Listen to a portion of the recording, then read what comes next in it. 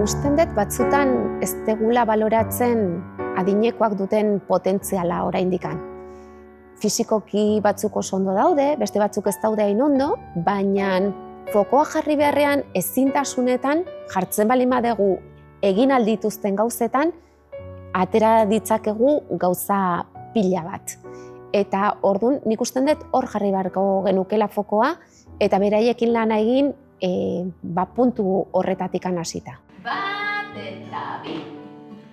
Pam, pam, pam, pam. Zenarrak bazituen, laurogei berekin, eta nire zarra zera, agure zarrakin, agure zarrakin. Bueno, ni hasieran apuntatu nintzen, pentsatzen ez nula hain ondo pasako.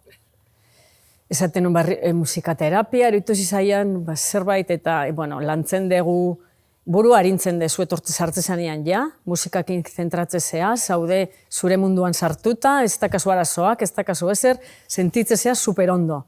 Eta lantzezu gai guztiak, burua, psikomotrizidadea, dena. Eta parra pila bat iten da.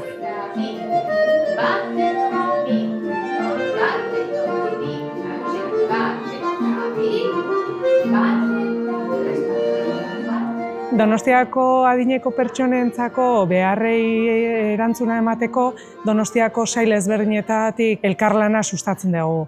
Eta kasu honetan musika eskolak tailer batzukan adinekoentzako zuzendua eta beste alde batetik ere auzotara zabaldu nahi zuten. Eta orduan gurekin jarri ziren harremanetan eta guk ez genuen inongo dudarik izan.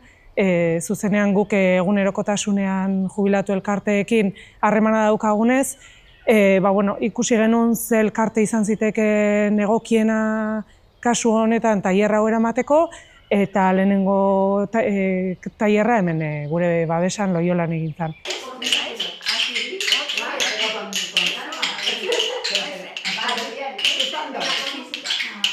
Es una clase que te hace sentir bien, que salimos contentas y hemos hecho buenas amistades aquí, buenas amigas.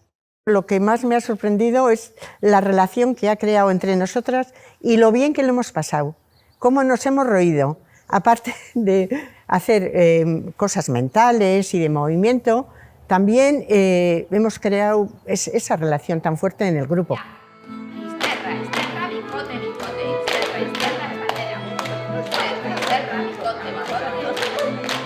Lantzen da alderdi fisikoa, emozionala eta kognitiboa, beti ere kontutan hartuta saio hauek dakaten alderdi soziala.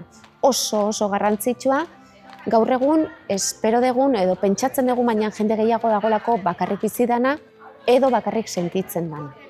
Eta orduan taldean egoteak ematen dio sekulako babesa berari. Y luego mucha gente ha venido con problemas de baja estima y han venido, y en el grupo que estamos, pues como que se encuentran muy a gusto y que les ha venido muy bien.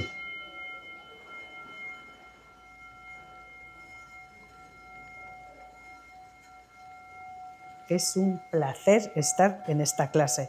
La hora se nos hace cortísima porque hay una cantidad de movimientos y de cositas de juegos de estos, de música, y es que es un lujazo.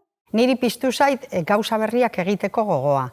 Ze ikusi dut, ez dala ezer gertatzen parte hartzeagatik, gauzak ondo ez irtetzeagatik, eta, lotsa edo bildurra apur bat kendu egin dut, eta gainera gauza ezberdinak eta berriak probatu daitezkela.